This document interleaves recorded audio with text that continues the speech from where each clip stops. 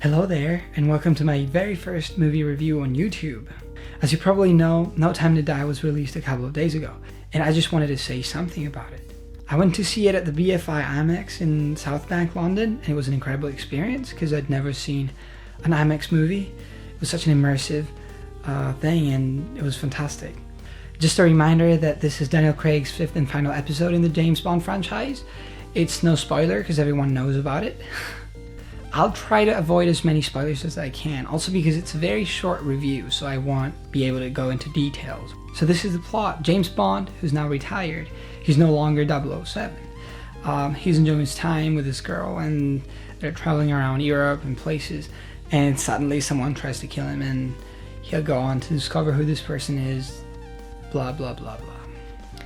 I would say that No Time to Die is a nice action film, quite a nice one, but it didn't feel like it was the end of the chapter. It wasn't as impactful as I hoped it would be, or as everyone else would.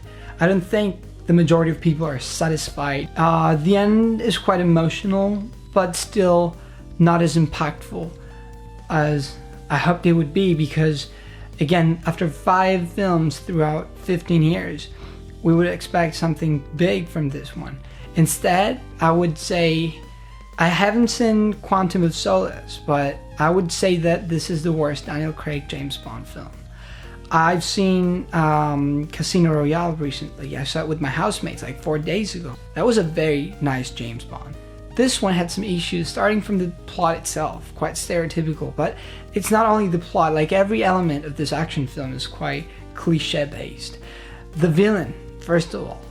We had this super hyped feelings of having Rami Malek and this huge cast of actors in this film, but I didn't think it met everyone's expectations. I didn't find the villain interesting. I didn't find him engaged with his morals and his values, or I simply didn't find those values interesting for a villain.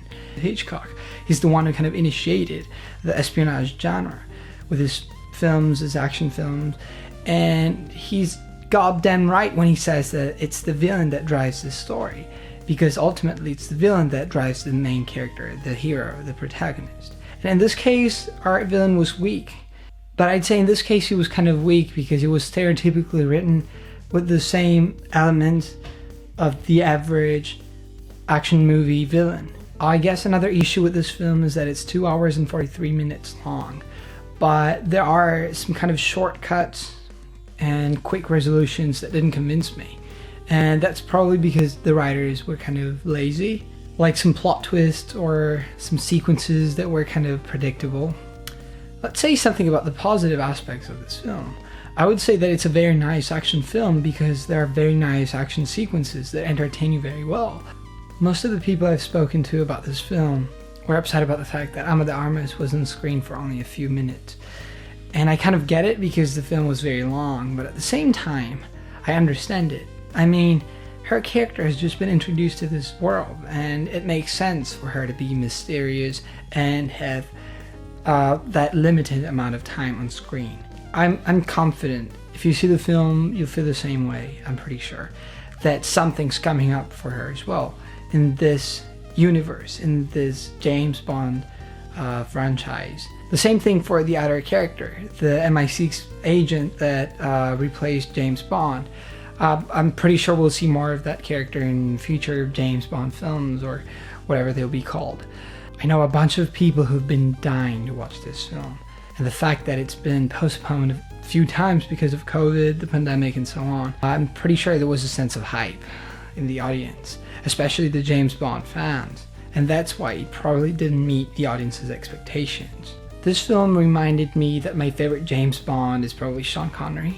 I expected more from this film, but it was worth watching it at the end, especially for the IMAX experience. Should you watch it? Maybe, so that you can disagree or agree with me. Are you a James Bond fan? Then you must watch it, so that you can compare it to the other James Bond films. Daniel Craig was a good James Bond. He's a fantastic actor anyway. And though bitter it may be, the end must come at one point. And now fans will be able to see what's up next with the franchise and with this new characters. So this is it. Thank you for watching this video.